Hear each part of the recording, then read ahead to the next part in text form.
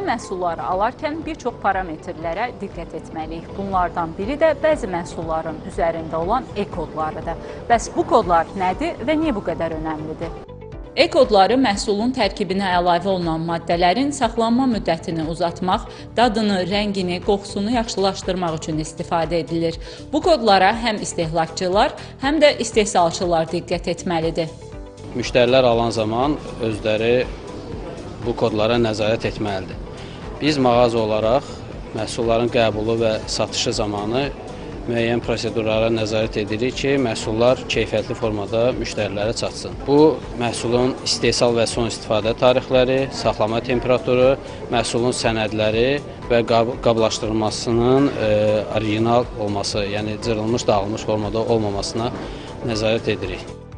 Bəs alıcılar bu kodlara diqqət edirmi? Bəli, həm e-kodlarına baxırıq, həm də məhsulun tarixinə, srokuna baxırıq ki, sərfəli məhsullar götürək. İstifadə tarixinə baxıram, yəni istifadə müddəti nə vaxtda kimidir.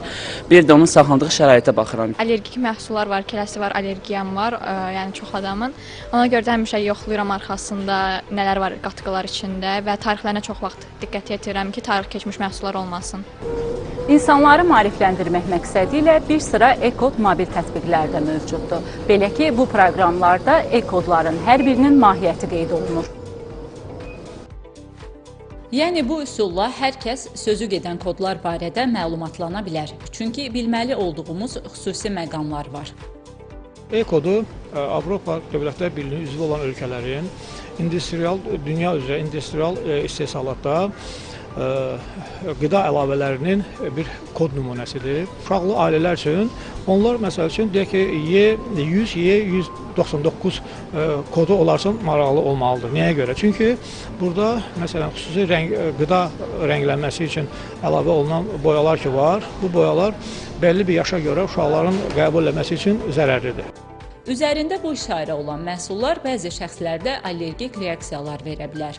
Amma mütəxəssislər deyirlər ki, bütün e-kodları zərərli hesab etmək də düzgün deyil. Məhsulun parıltılı olması üçün, həddindən artıq ağarması üçün əlavə i və dad konsentratı əlavə edirlər ona. Və bunlar heç birisi xeyirli ola bilməz.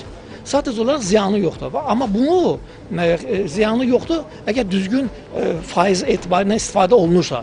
Bəzən biz belə başa düşürük, görürük ki, məsələn, onu həddindən artıq çox faizlə istifadə edəndə onun özündə insan orqanizminə ziyanı var. E-kodlarının hər biri müxtəlif təsirə malikdir. Ona görə də bütün bunları bilmək, sağlam qidalanmanı təmin etmək baxımından çox vacibdir. Röya Salmanova, Sabir Şahbələdov, Tele Səhər.